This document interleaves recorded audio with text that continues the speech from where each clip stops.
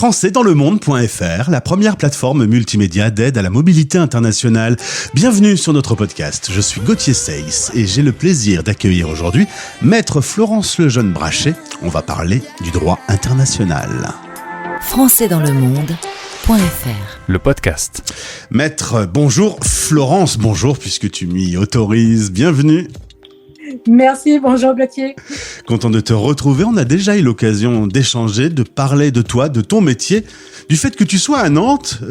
On avait rappelé à l'époque que, en effet, ça se passe beaucoup là, tout ce qui est droit international, puisque le ministère des Affaires étrangères est basé dans cette grande ville française. C'est là qu'on te retrouve aujourd'hui pour parler de ton nouveau guide gratuit qui vient d'être mis en ligne depuis quelques jours seulement sur tout ce qui concerne la reconnaissance en France des décisions étrangères. On est d'accord, Florence, que lorsqu'on est sur des sujets de droit international, on est toujours dans des choses qui sont parfois périlleuses, difficiles en tout cas.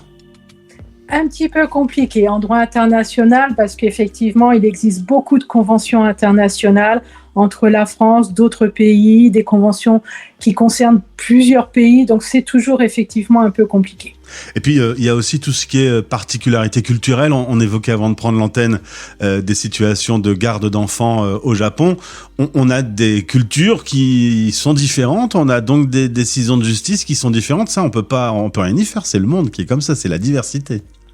C'est ce qui fait d'ailleurs la beauté du monde, c'est qu'on est effectivement tous différents. Ce qui crée par contre des problèmes juridiques parce qu'effectivement, il faut que la France puisse accepter des décisions qui ne seraient pas tout à fait celles qu'ils auraient prises, mais qui puissent quand même être acceptables dans le droit français. Alors il faut dire que sur les sujets qu'on va évoquer aujourd'hui, le divorce, l'adoption, le changement de nom, un grand nombre de conventions ont été signées entre les pays dans le monde entier qui facilitent un peu l'application des décisions ? Oui, qui les facilite si on sait à quelle convention se référer. C'est un petit peu, en fait, la grosse difficulté, c'est celle-ci. C'est ce que j'ai essayé dans le guide de présenter et de mettre des liens pour que les gens puissent savoir pays par pays quelles conventions ont été signées par la France, quelles conventions la France a adhéré, pour qu'on puisse effectivement s'y retrouver. Parce qu'on a des conventions que tout le monde connaît, on a une convention de l'Haye sur l'adoption.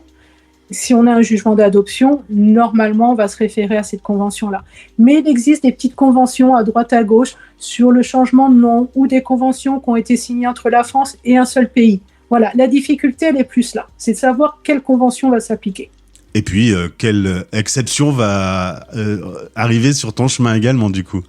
Et voilà, ou éventuellement, quelle convention. On a aussi des dossiers où il n'y a pas de convention. Et là, du coup, effectivement, on se retrouve pas dans le néant, mais effectivement avec un droit un petit encore différent. Alors ce guide pratique que l'on met en lien de ce podcast, que vous pouvez télécharger et lire gratuitement, revient sur toutes les situations lorsqu'il s'agit de faire reconnaître une décision de justice quelque part dans le monde, sur le territoire français. Je vais prendre un exemple concret. Florence, je suis marié, mon conjoint est avec moi en expatriation, on est au bout du monde, on décide de se séparer, on va au tribunal, on est divorcé, donc dans le pays où on réside, on est bel et bien divorcé.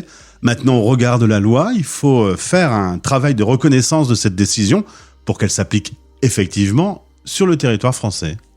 Voilà, et qu'en France, on puisse effectivement être considéré également comme divorcé, puisqu'il n'est pas possible, ou en tout cas il est très compliqué, d'avoir un état civil dans un pays et un autre état civil dans un autre pays. Ça posera forcément problème, ne serait-ce qu'au décès d'un des deux époux, puisqu'il faudra bien savoir si on est divorcé ou si on est effectivement considéré comme célibataire. Et alors, cette reconnaissance de la décision est obligatoire ? Elle n'est pas obligatoire. On a malheureusement des gens qui arrivent en nous disant « Mais si, je suis divorcée déjà depuis 5-6 ans dans un autre pays. » Je dis « Oui, mais il faudrait mettre votre état civil à jour quand même en France. » Personne n'est obligé de le faire. C'est mieux pour la vie de tous les jours et la vie courante, simplement, et pour les successions. Alors évidemment, ça peut être un petit parcours du combattant. Tu insiste sur le fait de pouvoir accéder à ces informations. Tu as notamment créé une page Facebook où on peut échanger et où on peut accéder à des données. C'est un peu compliqué quand on est un kidam et qu'on ne connaît pas particulièrement, notamment le droit international, ce qui doit être le cas de la majorité des gens. Voilà, c'est pour ça que ce guide, il est là. J'insiste, parce que c'est vrai que c'est pour aider les gens, pour qu'ils puissent avoir les grandes lignes de leur démarche. Il y a des démarches qu'on peut faire soi-même, il suffit juste de savoir comment les faire. Donc, alors sans grande prétention, mais j'ai essayé effectivement dans ce guide de permettre aux gens, par exemple, on prend l'exemple que tu as pris du jugement de divorce, on n'est pas obligé de passer par un avocat. Il suffit d'envoyer son jugement de divorce et toutes les pièces au procureur de la République qui va examiner le dossier, qui va transcrire ou pas transcrire. Bon, s'il ne transcrit pas, là, forcément, effectivement, il va falloir venir me voir. Mais alors, si je divorce en Thaïlande, je vais avoir un document, mais qui sera écrit en thaïlandais. Et je l'envoie à l'administration française, ils vont m'envoyer balader. Voilà. Alors, c'est ce que je t'explique dans le guide. En fait, il faut déjà faire transcrire quand même forcément ces documents par un traducteur assermenté. Il y a des pays, et la Thaïlande en fait partie, où il faudra en plus le faire légaliser, c'est-à-dire le faire avoir un joli tampon, comme quoi c'est bien un document officiel, avec des signatures, etc. Et une fois qu'on a tout ça, on l'envoie en France, et logiquement, si tout va bien avec la procédure en Thaïlande a été fait correctement, normalement, il n'y a pas de difficulté, c'est transcrit en France. Les documents officiels doivent être traduits par des sociétés assermentées, dans la plupart des cas. On ne peut pas l'envoyer comme ça sur Internet, recevoir une traduction en PDF et puis terminer. Non, il faut vraiment que ça soit assermenté. Pour tout ce qui est décision de justice, acte d'état civil, il faut que ça soit une traduction assermentée. Alors on a parlé du divorce, peut-être plus sensible, la garde d'enfants. Comment, dans une planète aussi grande, avec autant de pays et autant de règles, une décision peut s'appliquer et être reconnue sur le territoire français ? Alors la France, avec énormément de pays, je crois que c'est 147 de mémoire, mais j'en suis pas sûre, ont signé une convention qui est la convention de La Haye sur effectivement la reconnaissance de toutes les décisions liées à l'autorité parentale sans avoir à faire de démarche. C'est vraiment en cas de difficulté ou en cas d'opposition, celui qui va s'opposer à la décision doit faire la démarche de la procédure, mais autrement, la décision est de fait reconnue en France sans avoir à faire de démarche. Et ça, c'est vraiment un grand pas pour l'intérêt des enfants. Et maître, comment fais-tu pour te mettre à jour des mises à jour justement un peu partout dans le monde ? Par exemple, en France, on vient de changer les règles sur le changement de nom. Je suppose que dans la planète entière, les différents gouvernements mettent à jour leurs droits. Comment tu peux savoir tout ça ? Tu as la science infuse ? Non, j'aimerais bien, mais non. Alors, en Europe, c'est facile, puisqu'on a un site en fait européen.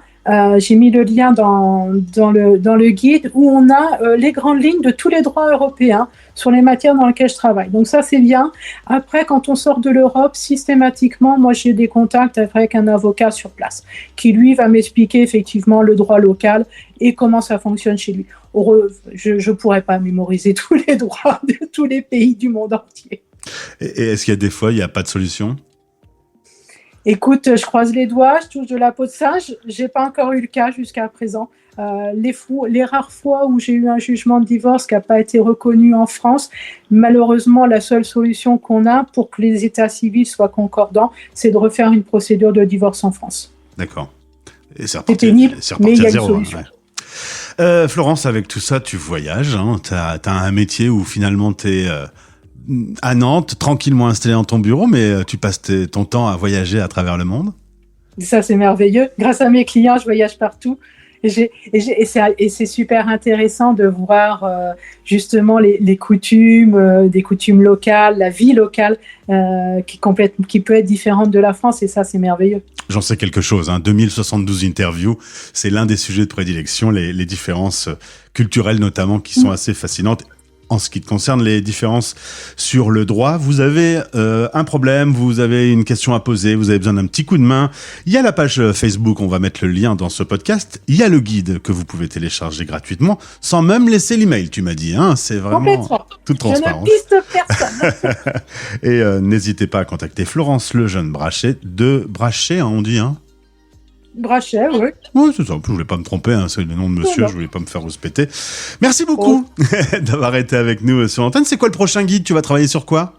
Là, je vais me poser un peu. Je viens de faire la famille séparée à l'international, la reconnaissance des décisions. Je vais réfléchir. Après, s'il y en a qui ont des idées et des points, je suis toujours preneuse de tout. Eh bien, tu seras la bienvenue à nouveau. À très vite. Merci beaucoup. Au revoir. Françaisdanslemonde.fr